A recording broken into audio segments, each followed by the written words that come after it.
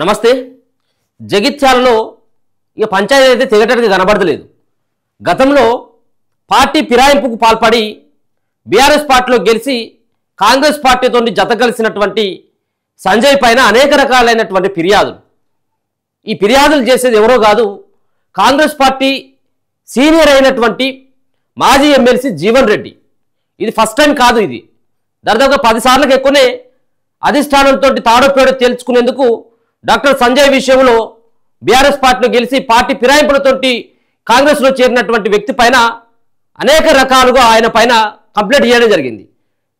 అక్కడ ఇన్ఛార్జ్గా మంత్రిగా ఉన్నటువంటి ఆ జిల్లా మంత్రిగా ఉన్నటువంటి అడ్లూరు లక్ష్మణ్ తోటి పిసిసి అధ్యక్షుడైనటువంటి మహేష్ కుమార్ గౌడ్ తోటి కూడా డాక్టర్ సంజయ్ సంబంధించినటువంటి ఆ విషయంలో చాలాసార్లు కంప్లైంట్ వెళ్ళిపోయినాయి. అంటే కాంగ్రెస్ పార్టీ నేతలను పట్టించుకోవట్లేదు, ఇష్టం వచ్చినట్టుగా ప్రవర్తిస్తున్నాడు.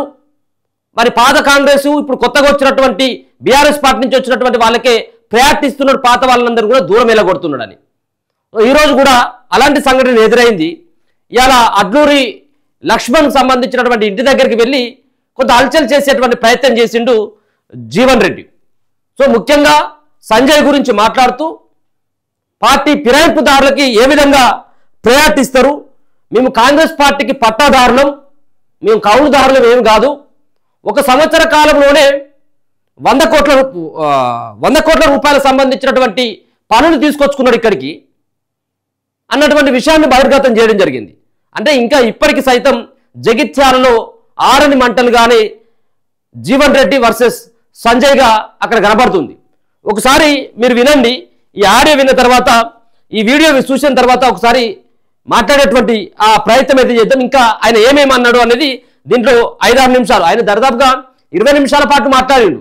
20 నిమిషాలు మాట్లాడింది కానీ కేవలం కొన్ని పాయింట్స్, కొన్ని బుల్లెట్ పాయింట్ మాత్రం 5-6 నిమిషాల పాటు మాత్రమే ఆ వీడియో బయటికి రావడం జరిగింది. ఇంకా 20 నిమిషాల వీడియో ఉన్నది.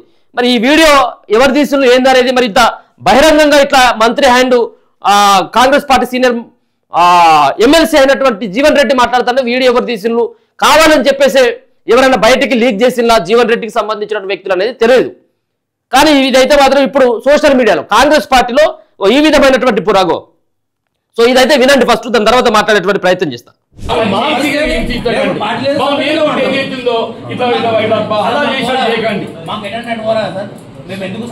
కాదన్నా ఇప్పుడు నేను ఏమంటాను సార్, దయచేసి మమ్మల్ని అలా చేసేది చేయగలి జట్కా కొట్టు గతం సిగ్గుపోతుంది అవసరం ఉంది లేకపోతే లేదు జట్కా అదే చేయండి, జట్కా కొట్టుండ్రి, జట్కా కొట్టు అలా ఎందుకు సార్? మన ప్రత్యర్థి వచ్చి మన పక్కన వచ్చేది ఇస్తుందో పక్కలో బల్లెం పెట్టి పొడుతుంటే నువ్వు ఎట్లా ఎవరిగా కొట్లాడతావు? మీరు 20 ఇక్కడ కొట్లాలి, అభివృద్ధి అభివృద్ధి అంటే ఏంటి? మీరు పార్టీ ఫిరాయించడం చెప్తే అభివృద్ధి చేస్తారు తప్ప మీరు చెప్తే చేయరా? అంటే మాకు కనీసం ప్రతిపాదించే ఆలోచన లేదు సార్. మాకు కాంగ్రెస్ లో తెలివిలేదు రాజ్యం ఎట్లా చేయాలను, కాంగ్రెస్ లో తెలివిలేదు సార్ రాజ్యం ఎట్లా చేయాలను. మాకు ఎట్లా పొట్టు నింపుకోవాలో మాకు తెలియస్తారంటూ నేను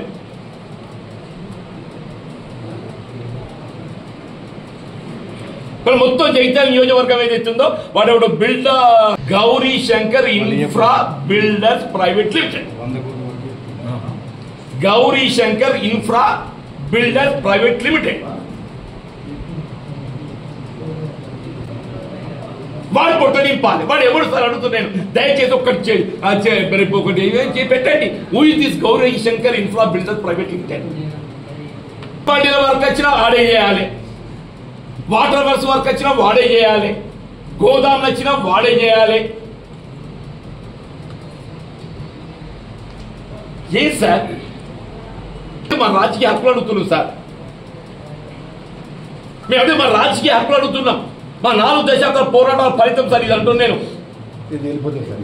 ఇది మా 4 దశాబ్దాల పోరాట ఫలితం సార్ అంటున్నాను నేను. మానసికంగా హింసించద్దు సార్, మమ్మల్ని మీరు మానసికంగా హింసిస్తున్నారు. కాదని ఒకటికే కథం చేయి సార్ అంటున్నాను. ఎవరైతే నిర్ణయించుకో ఆ పాపం వాళ్ళ దక్కుతుంది సార్.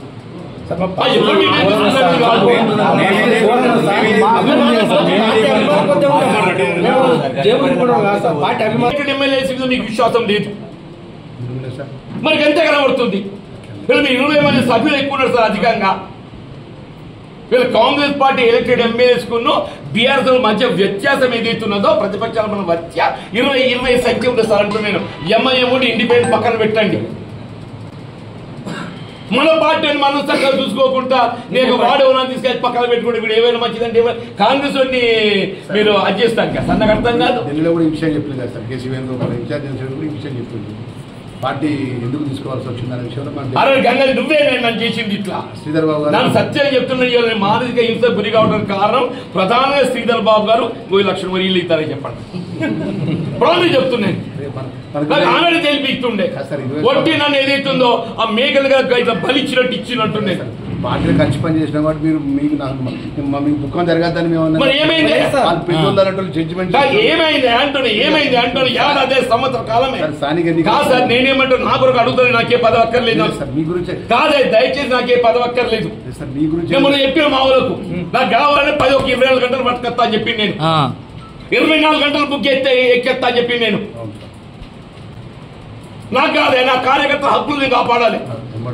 మరి తలవంచుకుంటాం. మీరు మా నాయకుడు మీరు మా నాయకుడు మీద తలవంచుకుంటాం సార్.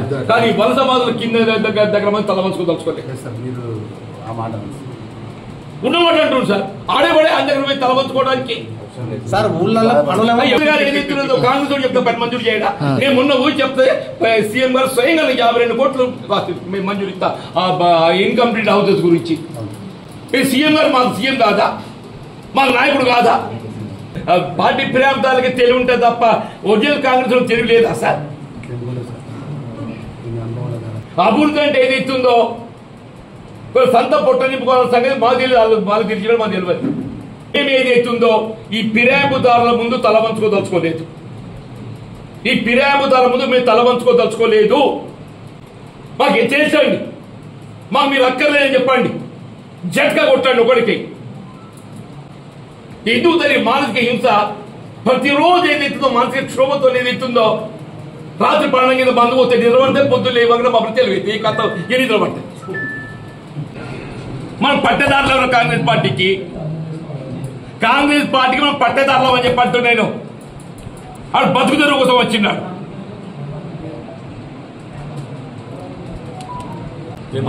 పండుగ పూట మిమ్మల్ని ఇబ్బంది పెట్టండి. సో ఇది విన్నారు కదా. సో చాలా విషయాలు దీంట్లో వాళ్ళకి అర్థమైతేనాయి. కాంగ్రెస్ పార్టీలో అడ్డూరి లక్ష్మణ్ వర్సెస్ వివేక్గా, అలాగే అడ్డూరి లక్ష్మణ్ వర్సెస్ పొన్నం ప్రభాకర్గా, మరో పక్కన కొండా సురేఖ మొన్న చేసినటువంటి కామెంట్లు కావచ్చు.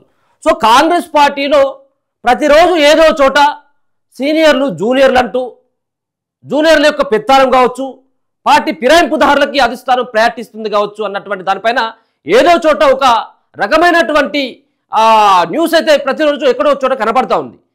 ఇవాళ కూడా ఇటువంటి సందర్భమే. మరి పండుగ అయినప్పుడు కూడా వాళ్ళకి సంబంధం లేదు. కాంగ్రెస్ పార్టీలో భావ ప్రకటన స్వేచ్ఛ, ఎవరైనా మాట్లాడేటువంటి స్వేచ్ఛ ఎక్కువ ఉంటుందని చెప్పేసి అంటారు కదా. సో మరి ఈ స్వేచ్ఛతోటి కాంగ్రెస్ పార్టీలో ఏ విధమైనటువంటి పరిణామాలకు దారితీస్తుందో తెలియదు. ఇట్లా మాట్లాడుకోవడం, ఈ వీడియోలు బయట పెట్టడం వల్ల కాంగ్రెస్ పార్టీకి సంబంధించినటువంటి వాళ్ళ ఇజ్జత పోతే తప్పించి ఇంకేం ఉండదు కదా. నవ్వేటోని ముంగట ఏదో జారి పడ్డట్టుగానే ఉంటుంది కథ. సో కాంగ్రెస్ పార్టీలో వ్యవహారం ఇట్లా అయిపోయింది. అడ్లూరి లక్ష్మణ్ అంటే ముఖ్యంగా అడ్లూరి లక్ష్మణ్కి ఆ పార్టీ టికెట్ విషయంలో కావచ్చు, ఇంకా వేరే రకమైనటువంటి సహాయం అందించడంలో జీవన్ రెడ్డి పాత్ర చాలా కీలకమే. దాన్ని మనం కాదనట్లేవు. కానీ బహిరంగంగా మాట్లాడుతూ, ప్రజల ముందే మాట్లాడుతూ, సో ఎంతో కొంత పార్టీకి డ్యామేజ్ అయ్యేటువంటి విధంగా చేసేటువంటి ఒక వ్యవహారం లాగానే కనబడతా ఉన్నది. ఇక సంజయ్ని పట్టుకొని చెప్పేసి అన్నాడు కదా, మనం కూడా విన్నాం కదా, వాడెవడు అన్నటువంటి వ్యాఖ్యలు కూడా వాడడం జరిగింది. వాడు బ్రతుకు తెరువు కోసం వచ్చినటువంటి వ్యక్తి. మరి కాంగ్రెస్ పార్టీకి సంబంధించినటువంటి పార్టీ కోసం అన్ని త్యాగాలు చేసినాం, మమ్మల్ని ఏమో పట్టించుకోవట్లేదు, బతుకు తెరువు కోసం వచ్చినటువంటి వ్యక్తి మాత్రమే ఇగో పెద్దపీట వేస్తా ఉన్నారు ఈ సంజయ్, వాడెవడు అంటూ ఆయనే ఆ వ్యాఖ్యలు అయితే చేయడం జరిగింది. ఇప్పుడు కాంగ్రెస్ పార్టీలో గాంధీ భవన్లో ఇదే ఇప్పుడు ఆ టాపిక్గా ఇదే డిస్కషన్ కొనసాగుతూ ఉన్నది. మరి ఇంకా ఈ మంటలు ఇంకా ఎన్ని రోజులు ఉంటే చూడాలి. పార్టీ ఫిరాయింపులకు పాల్పడ్డటువంటి ఎమ్మెల్యేలతోటి అక్కడ ఉన్నటువంటి చాలామంది అంటే ఓడిపోయినటువంటి పార్టీ ఫిరాయింపులకు పాల్పడ్డటువంటి ఎమ్మెల్యేలు అంటే ఆల్రెడీ వాళ్ళు వేరే పార్టీలో గెలిచి ఈ పార్టీలోకి వచ్చారు కాబట్టి ఓడిపోయినటువంటి వాళ్ళు ఎవరైతే ఉన్నారో వాళ్ళ దగ్గర నుంచి చాలా వ్యతిరేకమైనటువంటి కంప్లైంట్లు అంతా కూడా కాంగ్రెస్ పార్టీ అధిష్టానానికి చేరుతూ ఉన్నాయి. ఎందుకంటే కడియం శ్రీహరి కావచ్చు, మరొక పక్కన ఇక్కడ ఉన్నటువంటి గద్వాలకు సంబంధించినటువంటి ఎమ్మెల్యే కావచ్చు, గూడెం మహిపాల్ రెడ్డికి సంబంధించినటువంటి ఆ విషయంలో కాటా శ్రీనివాస్ గౌడ్ సంబంధించినటువంటి వర్గీయులు కంప్లైంట్ కావచ్చు, ఇట్లా పార్టీ మారినటువంటి 10 మంది ఎమ్మెల్యేలని కాంగ్రెస్ పార్టీ ఎక్కడైతే చేర్చుకుందో అక్కడి నుంచి తీవ్రమైనటువంటి వ్యతిరేకత కాంగ్రెస్ పార్టీకి సంబంధించినటువంటి ఒరిజినల్ లీడర్లు సీనియర్ల దించి ఎదురవుతా ఉన్నది. వాళ్ళ స్వార్థాల కోసం వచ్చిండ్రు. 10 ఏళ్ల పాటు మనం వాళ్ళ చేతిలో బందీలుగా ఉన్నాం. వాళ్ళు చెప్పిందే వేదంగా అయిపోయింది. ఇప్పుడు మళ్ళీ వాళ్ళు పార్టీ మారి వాళ్ళ స్వార్థ ప్రయోజనాల కోసం మళ్ళీ వచ్చి మళ్ళీ పార్టీని అంటుపెట్టుకొని ఉన్నటువంటి సీనియర్ నేతలని, కాంగ్రెస్ పార్టీని నమ్ముకున్నటువంటి వ్యక్తులని ఇలా ఇబ్బందుల పాలు చేస్తూ ఉన్నారు. దీన్ని సహించమని చెప్పేసి కూడా మాట్లాడుతున్నటువంటి మాటలు అయితే కనబడతా ఉంది. చూస్తూనే ఉండండి మన తొలి వెలుగు.